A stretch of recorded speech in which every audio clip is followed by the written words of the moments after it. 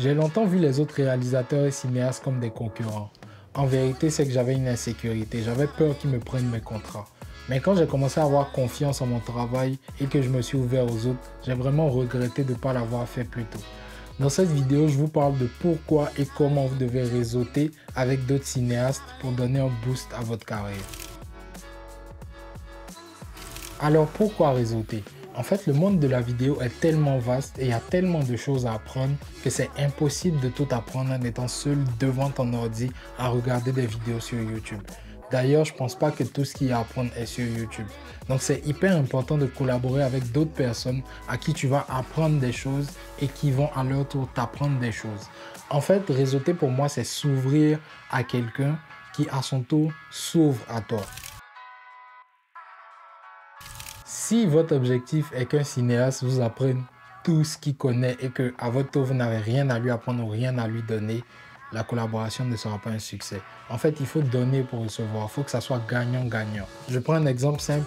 Personnellement, il n'y a aucune chance qu'un réseautage entre moi et un grand réalisateur d'Hollywood fonctionne parce que je n'ai rien à lui apprendre. Il va tout m'apprendre et de mon côté, j'ai rien à lui apprendre. Donc, c'est important de prendre quelqu'un qui est au même niveau que vous et ensemble, vous pouvez évoluer et vous apprendre des choses l'un à l'autre. Alors, comment réseauter? La première étape, c'est d'écrire à d'autres cinéastes dans votre pays, dans votre région, dans votre ville. Et si moi, je devais écrire à d'autres cinéastes au jour d'aujourd'hui, voici ce que j'écrirais. Salut, je suis Yves Lolo, je suis cinéaste depuis 7 ans. J'essaie de rencontrer d'autres personnes dans le domaine. Si tu as des projets où tu as besoin d'aide, qu'ils soient payants ou non, n'hésite pas à me faire signer, je serai heureux de collaborer avec toi. J'ai de l'expérience comme assistant caméra, caméraman, machiniste, électro, je peux filmer des behind the scenes, etc. Ce qu'il faut comprendre premièrement dans ce message, c'est que le bénéfice du réseautage, c'est pas l'argent. Le but, c'est pas d'aller travailler sur des tournages pour quelqu'un et d'avoir un retour de l'argent. Si vous pouvez avoir de l'argent, c'est parfait. Si vous ne pouvez pas avoir de l'argent, voyez le réseautage comme une expérience qui va vous permettre de rencontrer du monde, d'augmenter votre réseau et d'apprendre plus de choses. Donc, oubliez l'argent. On a tous en fait des projets, soit pour des clients, mais avec très peu de budget ou pas de budget, ou des projets personnels avec pas de budget.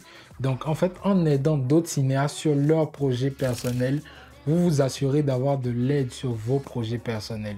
Donc, je prends un exemple simple. Il y a quelques semaines, j'ai travaillé comme électro sur un tournage. Donc, je connaissais la DOP. Elle a posté sur Facebook qu'elle avait besoin d'un électro. J'étais disponible. J'avais pas grand-chose à faire. Donc, j'ai décidé d'aller l'aider. C'était une super belle expérience. J'ai rencontré d'autres personnes. J'ai appris des choses d'elle d'ailleurs. Et à la fin du tournage, elle m'a dit merci d'être venu. Si tu as des tournages personnels où tu as besoin d'aide, n'hésite vraiment pas. Ça me fera plaisir de te rendre l'appareil.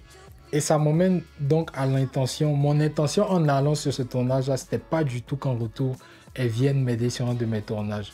Mais à la fin, elle me l'a proposé. Donc oui, je vais saisir l'occasion.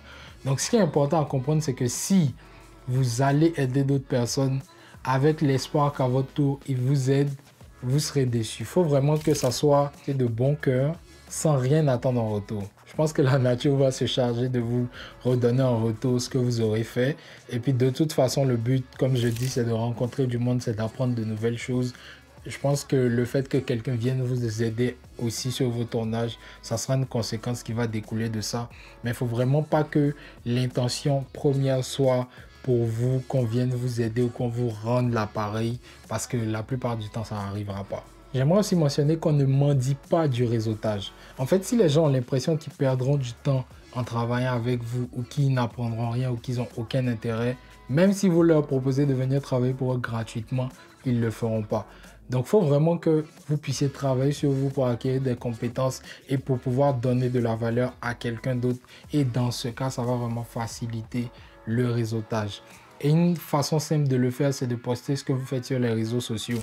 Je pense que les réseaux sociaux, c'est vraiment un outil qui permet de rencontrer énormément de monde. Et d'ailleurs, lorsque vous allez écrire à une personne pour lui proposer de venir l'aider sur un tournage, la première chose qu'il va faire, c'est sûrement de regarder votre compte Instagram. Donc, je pense que c'est hyper important de poster régulièrement ce que vous faites sur Instagram, en post, en story, en reels, etc. Finalement, c'est hyper important d'être humble. Je prends mon cas en exemple. Ça m'arrive encore de travailler sur des tournages où je suis machiniste, électro, où je soulève des trépieds, je déplace des lumières, j'installe des lumières. Et sur ces tournages-là, je gagne 2-3 fois moins que ce que je gagnerais sur des tournages où c'est moi le cinéaste. Par contre, j'apprends 3-4 fois plus de choses.